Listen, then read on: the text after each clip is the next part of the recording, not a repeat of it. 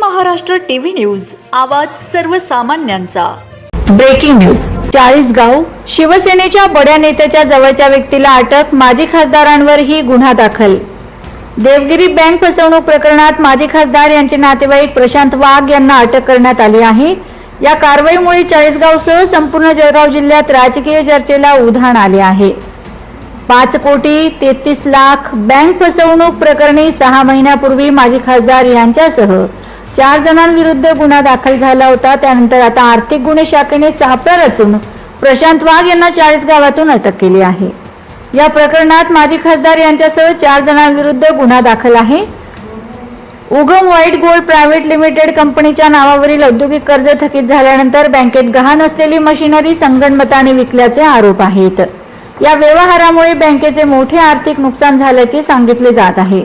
जळगाव शहर पोलिसांनी गोपनीय माहितीच्या आधारे प्रशांत वाघ यांना ताब्यात घेत आर्थिक गुन्हे शाखेकडे सोपवले। न्यायालयाने त्यांना 4 दिवसाची पोलीस कोठडी सुनावली आहे। दरम्यान प्रशांत वाघ माजी खासदार यांचे नातेवाईक आहेत, त्यामुळे या घटनेने चाळीसगावसह जिल्ह्याचे राजकीय वर्तुळात खळबळ उडाली आहे। या अटकेमुळे माजी खासदार यांच्या अडचणीत वाढ होण्याची शक्यता आहे।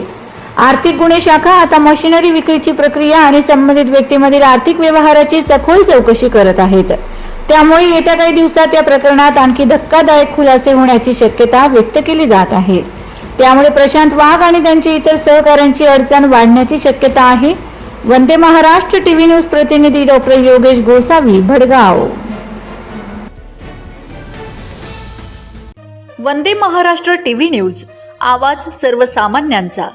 अशाच नवनवीन बातम्या पाहण्यासाठी आमच्या चॅनलला सबस्क्राइब करा, बेल आयकॉनला क्लिक करा।